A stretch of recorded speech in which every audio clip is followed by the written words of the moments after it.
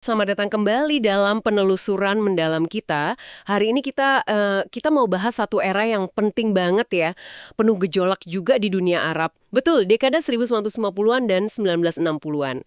Masa-masa impian persatuan Arab itu lagi tinggi-tingginya, tapi sekaligus diuji sama realitas politik yang ya gitu deh, keras. Sumber kita kali ini bab 24 dari buku A History of the Arab Peoples. Judulnya pas banget, Puncak Arabisme.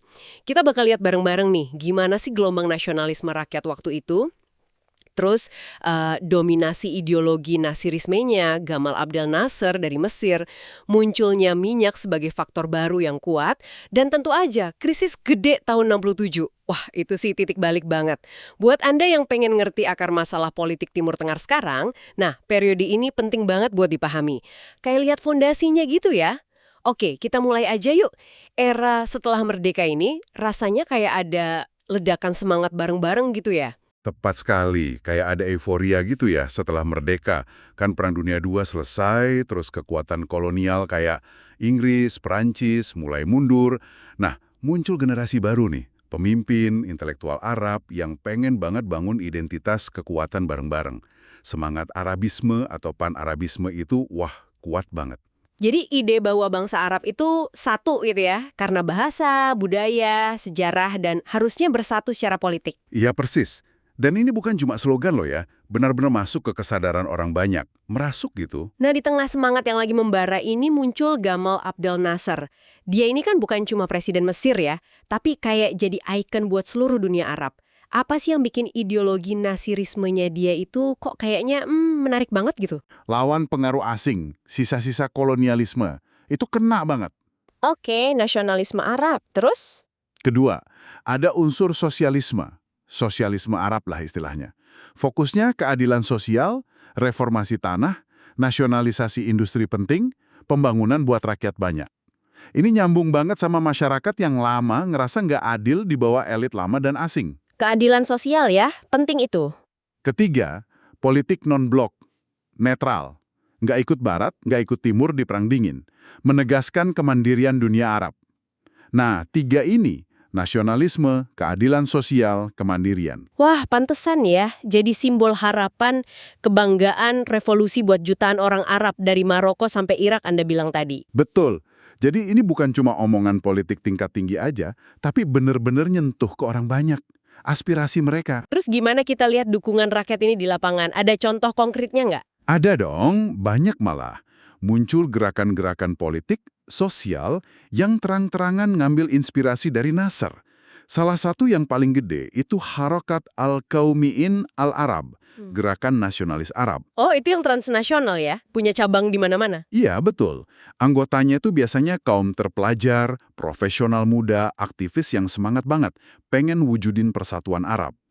Dan mereka lihat Nasser, ya, pemimpin alaminya. Anda tadi singgung pengungsi Palestina juga. Kayaknya peran mereka krusial banget ya di sini. Oh iya, krusial banget. Buat ratusan ribu pengungsi Palestina yang terusir tahun 48 itu, yang mereka sebut Nakbah, malapetaka, Nasser itu harapan terbesar. Kenapa gitu? Karena omongan Nasser keras banget soal Israel. Dia dukung perjuangan Palestina. Jadi mereka lihat, wah ini nih pemimpin Arab yang serius, yang bisa perjuangin hak mereka buat kembali. Popularitas Nasser di kamp-kamp pengungsi itu tinggi banget. Harapannya digantungin ke dia. Tapi, nyatuin ideologi ini jadi politik beneran ternyata susah ya. Contohnya Republik Persatuan Arab, antara Mesir sama Suriah. Katanya langkah awal persatuan besar, kok malah bubar cepet?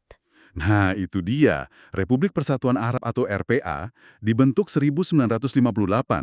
Eksperimen paling ambisius lah waktu itu. Awalnya disambut meriah banget di dua negara. Tapi cuma 3 tahun. 1961 bubar. Iya, 1961 Suriah keluar. Penyebabnya macam-macam sih. Ada yang bilang Mesir terlalu dominan di pemerintahan. Terus sistem politik ekonominya beda. Elit bisnis militer Suriah juga khawatir tersingkir. Ya, mungkin juga persiapannya kurang matang aja buat nyatuin dua negara yang beda gitu. Wah, pukulan juga ya itu jadi sinyal. Kalau persatuan politik itu ternyata ribet ya. Nggak cuma soal semangat dan identitas saja. Realitas pahit, memang. Tapi uniknya, Gagalnya RPA ini nggak langsung bikin pamor Nasser atau ide pan-Arabisme itu mati loh. Oh iya, kok bisa? Setidaknya di mata orang banyak ya, figur Nasser masih kuat banget. Gagalnya RPA mungkin dianggap ya, kemunduran sesaat aja. Atau salah pas nerapinnya, bukan idenya yang salah. Pengaruh Nasser, Nasirisme, malah terus meluas di awal 60-an. Dia tetap jadi acuan utama. Menarik. Tapi, di saat yang sama, ada faktor lain nih yang mulai muncul. Pelan-pelan tapi pasti mengubah peta kekuatan di dunia Arab. Faktor ini cair, warnanya hitam, minyak bumi. Nah, minyak selalu muncul nih kalau ngomongin Timur Tengah. Gimana persisnya minyak mulai ikut main di era puncak Arabisme ini? Tahun 50-an sih udah mulai kerasa ya duit minyak. Tapi di tahun 60-an, wah volumenya meledak. Negara kayak Arab Saudi, Kuwait, Irak, terus Libya, Aljazair, mulai dapat duit banyak banget. Seberapa banyak emang?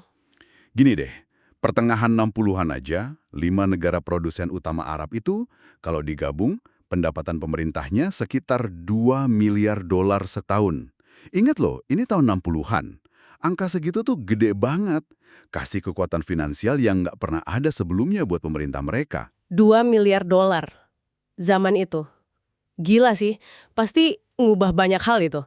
Gimana dampaknya ke politik, sosial, terutama kalau dikaitin sama ide persatuan Arabnya Nasser? Nah, ini bagian paling seru dan mungkin agak ironis ya.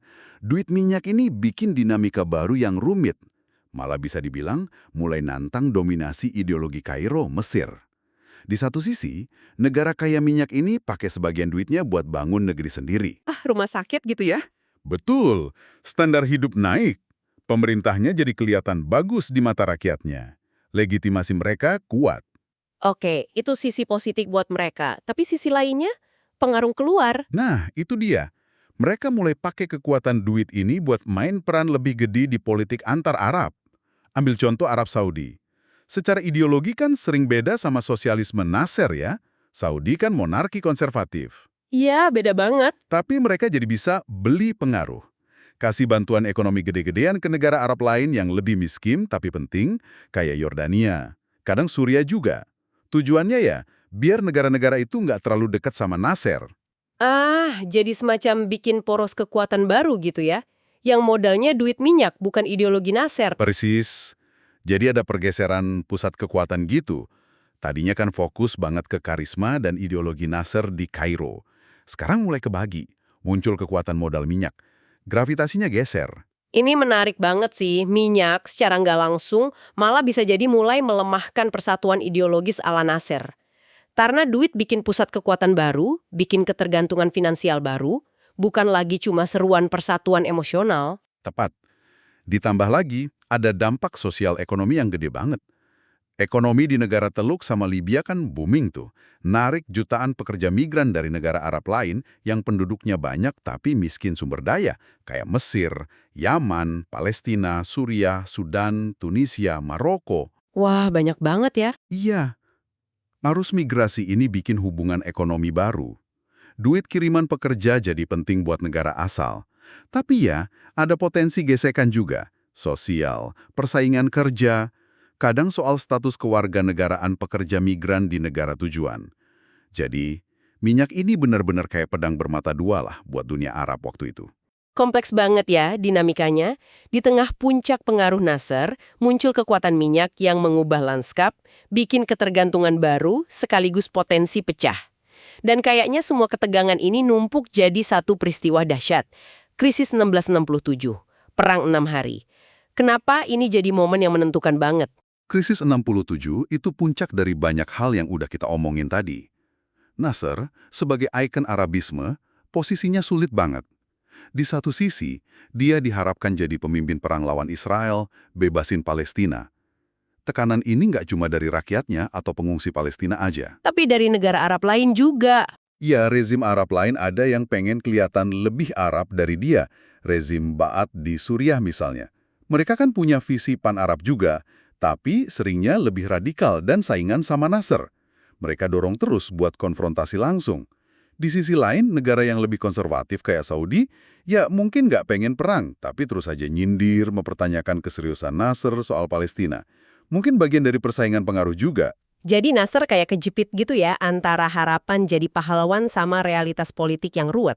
Gimana dengan pihak Palestina sendiri dan Israel waktu itu? Gerakan Palestina juga mulai berubah nih. PLO, Organisasi Pembebasan Palestina, kan dibentuk 1964. Awalnya sih didukung negara Arab, tapi kelompok gerilya yang lebih independen, kayak Fatah pimpinan Yasser Arafat, mulai muncul dan makin aktif. Mereka ngerasa gimana? Mereka ngerasa negara Arab ini kebanyakan ngomong, kurang aksi. Fatah mulai nyerang-nyerang kecil lintas batas ke Israel dari Jordania atau Suria. Nah, ini sering dibalas keras sama Israel. Ketegangan di perbatasan naik terus. Sementara itu, Israel sendiri juga makin kuat.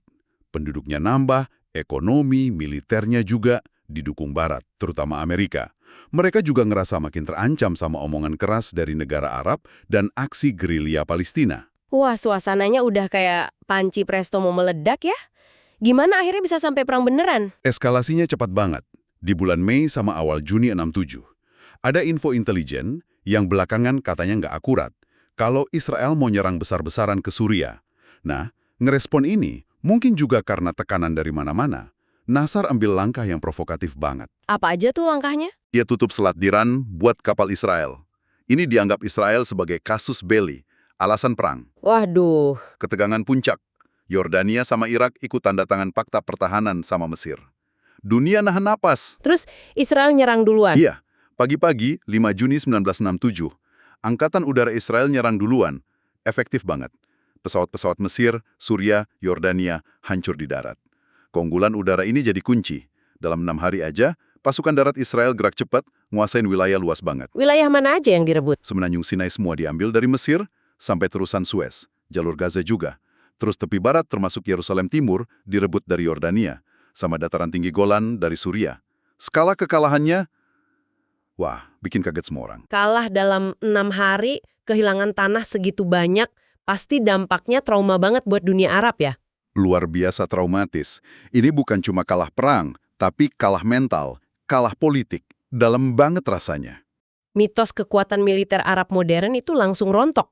Kredibilitas Nasr, ideologi pan-Arabisme dia, kena pukulan telak. Ada rasa kaget, malu, marah, campur aduk. Dan buat pendukung mereka kayak Uni Soviet. Buat Soviet juga pukulan telak. Kan mereka yang pasok senjata utama ke Mesir, Suriah, pamor mereka jatuh. Kelihatan kalau dukungan mereka ada batasnya. Sebaliknya, buat Israel, ini kemenangan gilang gemilang. Percaya diri mereka naik drastis, posisi strategis mereka makin kuat, simpati dan dukungan dari Barat, terutama Amerika, juga makin besar. Israel dilihat kayak benteng lawan pengaruh Soviet di Timur Tengah. Kekalahan telak ini pasti bikin dunia internasional bereaksi ya. Gimana PBB coba nengahin situasi baru ini? Terutama soal wilayah yang diduduki Israel tadi. Reaksi dunia cepat, tapi nggak gampang juga buat sepakat. Setelah debat panjang, alot berbulan-bulan di Dewan Keamanan PBB, akhirnya November 1967 keluar Resolusi 242. Nah, resolusi ini jadi kayak dasar utama buat upaya damai Arab Israel sampai sekarang. Isinya apa tuh intinya? Ada 2 prinsip utama. Pertama, penarikan mundur pasukan bersenjata Israel dari wilayah-wilayah yang diduduki dalam konflik terakhir. Itu kutipan persisnya ya, from territories occupied in the recent conflict. Kedua, semua pihak harus berhenti perang. Saling menghormati kedaulatan, keutuhan wilayah, kemerdekaan politik negara lain di kawasan, dan berhak hidup damai dalam batas aman yang diakui, bebas dari ancaman. Nah itu dia, kalimat dari wilayah-wilayah itu kan yang sering jadi sumber perdebatan ya. Maksudnya dari semua wilayah atau cuma sebagian aja?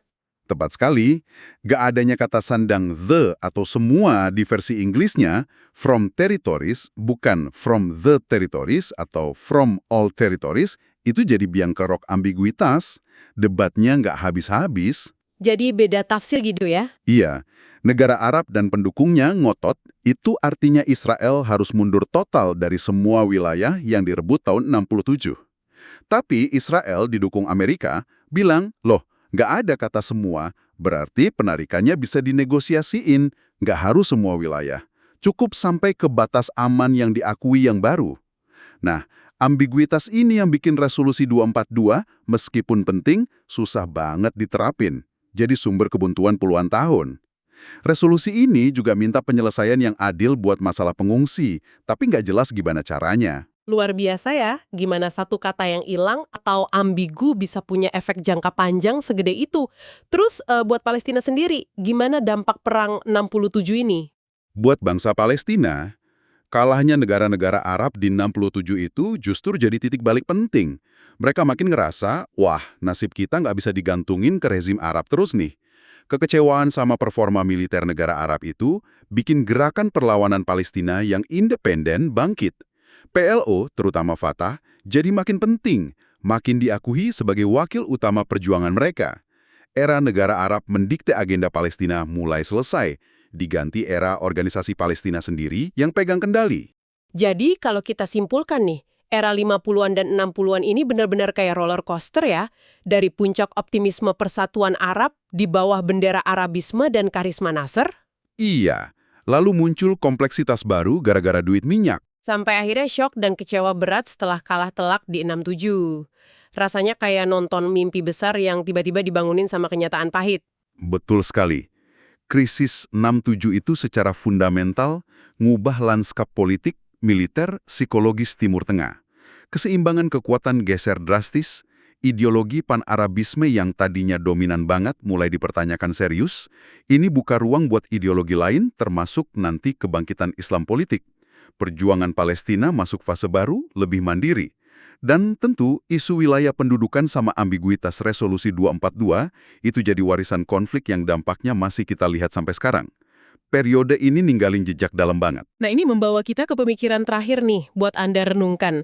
Mengingat gimana resolusi 242 PBB dengan semua ambiguitas krusialnya soal penarikan dari wilayah itu, udah ngebentuk jalur diplomasi dan konflik selama lebih dari setengah abad, kita jadi mikir ya, apa jangan-jangan ada momen atau kesempatan yang kelewat waktu itu? Mungkin nggak sih sejarah bisa beda kalau ada tafsir, pendekatan diplomasi, atau bahkan kemauan politik yang beda dari pihak-pihak utama segera setelah Perang 67 selesai? Pertanyaan iseng sih, tapi mungkin penting buat direnungkan.